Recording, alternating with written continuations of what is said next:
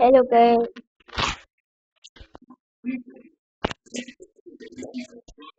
Hello guys. Kali ini kita akan main ranking game yang aku suka.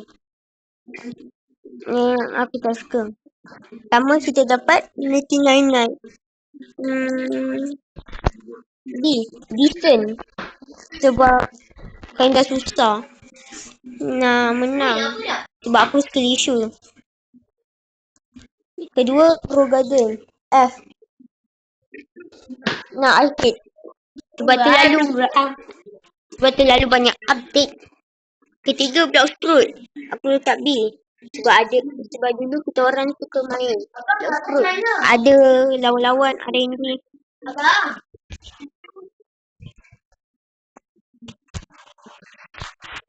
Keempat, Brookhaven.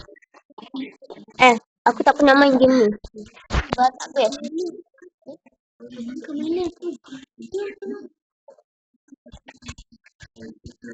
Lepas tu, kelima, Murna Misteri.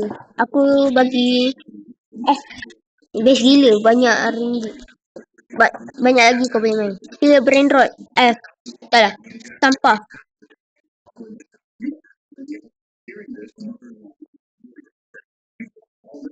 Brain Rot tak best. Ini boleh lah bagi D. Best juga. Tapi aku pernah main sikit lah dulu. Soccer. Game ni apa ni game? Tak tahu.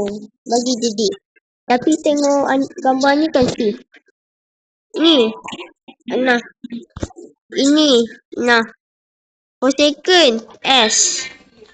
Revel S. Jailbreak S. Epic Survival Minigame S.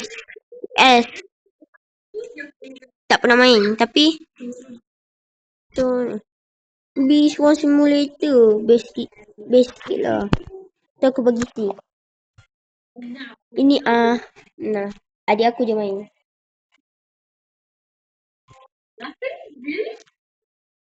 Hangout tak nak. Blockbird kena bayar. Map City tak pernah ada kondo-kondo. Tak tahu lah. Tak pernah main. Ini tengoknya PGS Arsenal. Boleh lah bagi B. Mana kau?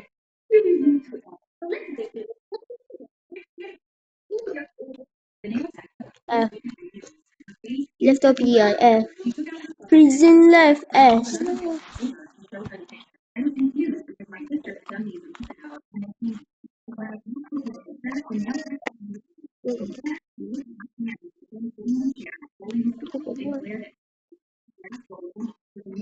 Aku tak ambil.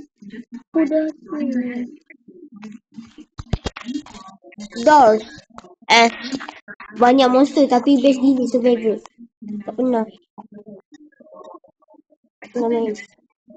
Nah. Tower of Hell ni lagi aku tak suka. Batman. Boleh lah C sebab pernah main best gila. Slap Battle S. Bukan ni. Ini S.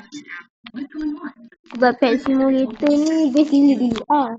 Tapi sekarang dah tak. So aku bagi B. Tapi best sikit. Aku tak ada robot so F. Cool. Tak pernah tapi tengok macam tu. Bad War A.